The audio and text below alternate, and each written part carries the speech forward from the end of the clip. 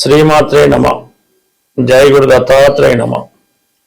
ఈ వీడియోలో మనం కుంభరాశి వారికి ఏప్రిల్ నెల మాస ఫలితాలు తెలుసుకునే ప్రయత్నం చేద్దాం. మరి కుంభరాశి వారికి ధనస్థానంలో ప్రస్తుతం 3 గ్రహాలు సంచరించడం జరుగుతుంది. అయితే ఈ కుటుంబ స్థానంలో శని, రవి, కుజ ఈ గ్రహాలు పరస్పరం శత్రుగ్రహాలు అవడం వల్ల కుటుంబ సభ్యుల మధ్య తీవ్రమైన విభేదాలు రావడం జరుగుతూ ఉంటుంది. ఆర్థిక పరంగా ఒకేసారి మీ కుటుంబానికి ధనలాభం కలగడం వల్ల, అంటే ఒక స్థిరాస్తి అమ్మడం వల్ల, ఏదో పాత బాకీ వసూలు అవ్వడం వల్ల, మొత్తం మీద ఇన్సూరెన్స్ ద్వారా ధనం రావడం వల్ల ఆ ధనాన్ని సర్దుబాటు చేసుకునే విషయంలో కొన్ని ఇబ్బందులు, మనస్పర్ధలు రావడం జరుగుతూ ఉంటుంది. అలాగే కొంత ధనం కూడా వేస్ట్ అవుతూ ఉంటుంది. ప్రధానంగా ఆర్థిక విషయాలు, కుటుంబ విషయాలు చాలా ఇబ్బంది పడుతూ ఉంటాయి. గుట్టుగా ఉన్నటువంటి కుటుంబ గౌరవం బయటపడే అవకాశం ఉంటుంది. ఇదే సమయంలో మీ కుటుంబంలో ఒకరికి ఏదైనా ఉద్యోగం రావడం కానీ, వేరే చోట ఏదైనా కొత్త అవకాశం రావడం వల్ల వాళ్ళ కుటుంబాన్ని విడిచి వెళ్ళడం కూడా జరుగుతుంది. అంటే కుటుంబం స్ప్లిట్ అవ్వడం, కుటుంబ సభ్యులు దూరం అవడం, కుటుంబ సభ్యుల మధ్య విభేదాలు, ఇవి చాలా వరకు ఇబ్బంది పెడతా ఉంటాయి.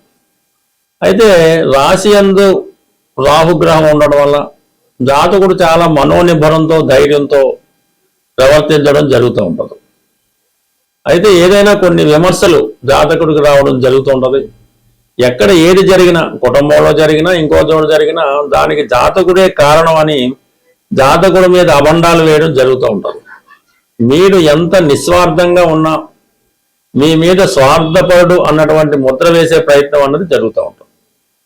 ఇక ప్రధానంగా బుధుడు, పంచమ అష్టమాధిపతిగా బుధుడు రాశి యందు సంచరించడం వల్ల కొంతవరకు ఏదో ఒక కొత్త ప్రయత్నంతో, కొత్త ఆలోచనతో మీలో ఉన్నటువంటి నైపుణ్యాన్ని పెంచుకునే ప్రయత్నం చేస్తూ ఉంటారు. అయితే విద్యార్థులు చాలా వరకు చదువు మీద ఎక్కువ శ్రద్ధ పెట్టవలసి ఉంటుంది. చదువు మీద కాకుండా ఇతర విషయాల మీద శ్రద్ధ పెట్టడం వల్ల కొంత డైవర్ట్ అవ్వడం జరుగుతూ ఉంటుంది. కంపల్సరీగా విద్యార్థులు ఏదైనా ఉద్యోగాన్ని ఆశిస్తూ ప్రిపేర్ అవుతున్నటువంటి నిరుద్యోగులు కంప్లీట్గా మిగతా విషయాలు పక్కన పెట్టి చదువు మీద పెడితేనే విజయం సాధించగలుగుతారు. లేని పక్షంలో ఈ సంవత్సరం కూడా కొంతవరకు వేస్ట్ అయ్యే అవకాశం ఉంది. కాబట్టి గట్టిగా ప్రయత్నం చేయడం మంచిది. ఇదే బుధుడు మనకి 9వ తారీఖున, ఏప్రిల్ 9వ తారీఖున ధనస్థాన ప్రవేశంతో అక్కడ మరింత జటిలం అవుతూ ఉంటుంది. ఈ కుటుంబపరమైన విషయాల్లో కొంత చికాకులు మరింత ఎక్కువ అవడం, ఇతరుల ప్రమేయం కూడా కుటుంబ విషయాల్లో కల చేసుకోవడం, ఆర్థిక పరంగా కొంత లిటిగేషన్లో ఇబ్బందులతో ఎదుర్కోవడం జరుగుతూ ఉంటుంది. ఇక ఇదే పక్కన పెడితే శుక్రుడు ఈ రాశి వారికి మరి శుభగ్రహం, చతుర్థ భాగ్యాధిపతిగా తృతీయ స్థాన సంచారం వల్ల ఒక కొత్త మిత్రులు పరిచయం అవుతారు. ఒక స్త్రీ పరిచయం ద్వారా మీ జీవితానికి ఒక మలుపు రావడం జరుగుతూ ఉంటుంది.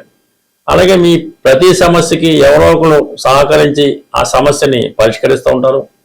మరి పంచమంలో ఉన్నటువంటి గురువు కూడా మరి భాగ్య దృష్టితో కుంభరాశిని వీక్షించడం వల్ల, దైవభక్తి వల్ల అయితేనే, మీ సంతానం యొక్క సహకారం వల్ల అయితేనే ఈ సమస్యలను ఏదో విధంగా పరిష్కరించుకునే ప్రయత్నంలో విజయవంతం అవడం జరుగుతూ ఉంటుంది. బట్ ఏదైనప్పటికీ కూడా మీకు మరి కొన్ని విషయాల్లో రాజీ దూరంలోనే వెళ్ళాలి తప్ప గట్టిగా పట్టుబట్టిన మీ మాట నెగ్గాలని కూర్చున్నా కూడా అది చాలా ఇబ్బంది కలిగే అవకాశం ఉంటుంది. కాబట్టి కొంత పట్టు విడుపుగా ముందుకు వెళ్ళడం మంచిది.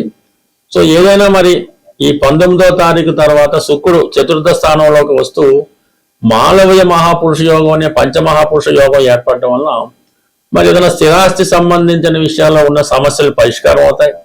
గృహ వాతావరణం కొంతవరకు ప్రశాంతంగా మారి చాలా వరకు సందడిగా, ఆనందంగా, గృహ విషయంలో అనుకూలంగా ఉంటుంది. గృహంలో ఉన్నటువంటి వ్యక్తులు కూడా పరస్పర సామరస్యంతో మెలగడం జరుగుతూ ఉంటుంది. ఏదో ఒక కొత్త గృహం కొనుక్కోవడం కానీ, కొత్త వాహనం కొనడం కానీ, ఇంట్లో ఏదో ఒక శుభకార్యం జరగడంతో ఇప్పుడు ఉన్నటువంటి చిన్న చిన్న విభేదాల సమస్య పోయి మళ్ళా కలిసి అందరూ ఒక కొత్త జీవితం ప్రారంభించిన వాతావరణం మీకు ఈ మనకి 19వ తారీఖు ఏప్రిల్ తర్వాత కనబడుతూ ఉంటుంది.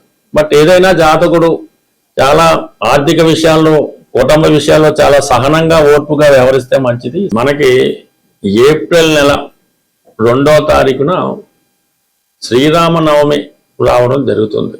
ప్రధానంగా ఎవరికైతే వివాహం ఆలస్యం అవుతుందో, అలాగే వివాహ సంబంధాలు వచ్చి మిస్ అవ్వడం, ఈ విధంగా వివాహం కొరకు అబ్బాయిలైనా అమ్మాయిలైనా వివాహం కొరకు ఎదురు చూస్తున్న వారికి ఈ శ్రీరామ నవమి చాలా ఇంపార్టెంట్తో కూడుకున్నది. కంపల్సరిగా ఆ రోజు మీరు శుభ్రంగా తలకి స్నానం చేసి కొత్త బట్టలు ధరించి ఈ శ్రీరామనవమి కళ్యాణం భద్రాచలంలో జరుగుతున్నా పర్లేదు, మీ ఊళ్ళో ఎక్కడ జరిగినా సరే ఆ కళ్యాణంలో 100కి 100 రూపాయలు పూర్తి అయ్యేదాకా, అంటే తలంబరాలు అయ్యేదాకా ఉండి అక్కడ ఏమన్నా వాళ్ళు భోజనం అది పెడితే భోజనం చేసి చక్కగా కొన్ని తలంబరాల బియ్యం మీరు ఇంటికి తెచ్చుకొని అది మీ శిరస్సు మీద జల్లుకోవడం మంచిది. వీలున్నవారు భద్రాచలంలో కూడా మనకి ఈ తలంబరాల బియ్యం ఇవ్వడం జరుగుతుంటుంది. అది ఎవరన్నా తేగలిగితే, అది పెద్దవాళ్ళు ఎవరైనా మీ పిల్లలకి వివాహం జరగవలసి ఉంటే వాళ్ళకి ఆశీర్వదిస్తూ ఆ తలంబరాల బియ్యం వాళ్ళ తల మీద పెట్టడం వల్ల 100కి 100 రూపాయలు వివాహం అన్నది నిశ్చయం అవడం జరుగుతుంటుంది. కాబట్టి వీలున్న వాళ్ళు ఈ శ్రీరామనవమి వేడుకల్లో పాల్గొనడం, ఇంకా ఓపిక ఉన్న వాళ్ళు తల్లిదండ్రులు కూడా పిల్లలకి వివాహం జరగడం లేదు అనుకున్న వాళ్ళు ఒకసారి శ్రీరామనవమి పీటల మీద కూర్చొని ఆ రాముల వారి కళ్యాణం మీ చేతుల మీదుగా జరిపించడం వల్ల తొందరలోనే మీరు మరొక వివాహం మీ పిల్లవాడికి అమ్మాయికో చేసే భాగ్యం అన్నది ఆ భగవంతుడు మీకు కల్పించే అవకాశం ఉన్నది. తప్పకుండా ఈ పరిహారాన్ని, అంటే పరిహారం అనగా ఇది ఒక కర్తవ్యం, ఈ కర్తవ్యంగా చేయడం వల్ల ప్రధానంగా మీ ఇంట్లో తొందరలోనే శుభకార్యం జరుగుతూ ఉంటుంది.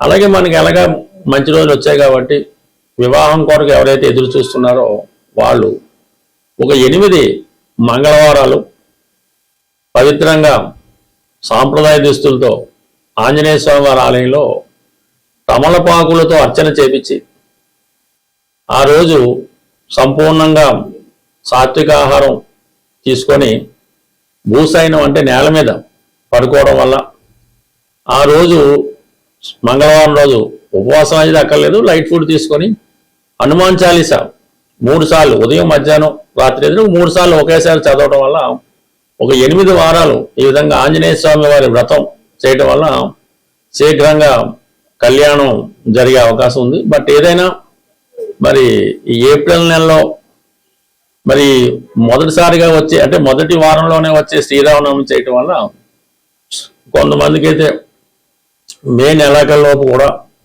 వివాహం కుదిరిన ఆశ్చర్యపోక్కర్లేదు. ప్రేక్షకులకు ఒక చిన్న విజ్ఞప్తి, ఈ మార్చి నెల 29వ తారీఖు అంటే ఆదివారం రోజు హైదరాబాదులో జ్యోతిష విజ్ఞాన కేంద్రం వారి సహకారంతో ఈ సుందరయ్య విజ్ఞాన కేంద్రంలో ఒక జ్యోతిష మహాసభ నిర్వహించడం జరుగుతుంది. అంటే అందులో ప్రముఖమైనటువంటి వ్యక్తులు వారి యొక్క అభిప్రాయాలు, అంటే జ్యోతిష్ శాస్త్రరీత్యా కొన్ని ప్రధానమైన టాపిక్స్ తీసుకొని ప్రసంగించడం జరుగుతూ ఉంటుంది. ఈ జ్యోతిష మహాసభలో పాల్గొందామని ఆసక్తి కలిగిన వాళ్ళు ఎవరైనా ఉంటే 29వ తారీఖు మీ యొక్క పేర్లు ఇవ్వడం, కానీ డైరెక్ట్గా కూడా సభకు వచ్చిన ఇబ్బంది ఏం లేదు. అయితే మరి ఆ సభకి ఎటువంటి ప్రవేశ రుసుము ఉండదు, భోజన సౌకర్యం మిగతా సౌకర్యాలు కూడా ఈ సంస్థ వారే మీకు ఉచితంగా ఏర్పాటు చేయడం జరుగుతుంది. కాబట్టి ఆసక్తి ఉన్నవాళ్ళు ఈ 29వ తారీఖు జరిగే మహాసభకు హాజరవుతూ ఉన్నవాళ్ళు కంపల్సరీగా వాళ్ళ నేమ్ ఒకటి రిజిస్టర్ చేసుకుంటే ఏర్పాట్లు చేసుకోవడానికి అనుకూలంగా ఉంటుంది. కాబట్టి కొంతవరకు సహకరిస్తారని ఆశిస్తూ స్వస్తి. ప్రేక్షకులకు ఒక చిన్న విజ్ఞప్తి, ఈ మార్చి నెల 29వ తారీఖు అంటే ఆదివారం రోజు హైదరాబాదులో జ్యోతిష విజ్ఞాన కేంద్రం వారి సహకారంతో ఈ సుందరయ్య విజ్ఞాన కేంద్రంలో ఒక జ్యోతిష మహాసభ నిర్వహించడం జరుగుతుంది. అంటే అందులో ప్రముఖమైనటువంటి వ్యక్తులు వారి యొక్క అభిప్రాయాలు, అంటే జ్యోతిష్ శాస్త్రరీత్యా కొన్ని ప్రధానమైన టాపిక్స్ తీసుకొని ప్రసంగించడం జరుగుతూ ఉంటుంది. ఈ జ్యోతిష మహాసభలో పాల్గొందామని ఆసక్తి కలిగిన వాళ్ళు ఎవరైనా ఉంటే 29వ తారీఖు మీ యొక్క పేర్లు ఇవ్వడం, కానీ డైరెక్ట్గా కూడా సభకు వచ్చిన ఇబ్బంది ఏం లేదు. అయితే మరి ఆ సభకి ఎటువంటి ప్రవేశ రుసుము ఉండదు, భోజన సౌకర్యం, మిగతా సౌకర్యాలు కూడా ఈ సంస్థ వారే మీకు ఉచితంగా ఏర్పాటు చేయడం జరుగుతుంది. కాబట్టి ఆసక్తి ఉన్నవాళ్ళు ఈ 29వ తారీఖు జరిగే మహాసభకు హాజరవుతూ ఉన్నవాళ్ళు కంపల్సరీగా వాళ్ళ నేమ్ ఒకటి రిజిస్టర్ చేసుకుంటే ఏర్పాట్లు చేసుకోవడానికి అనుకూలంగా ఉంటుంది. కాబట్టి కొంతవరకు సహకరిస్తారని ఆశిస్తూ స్వస్తి.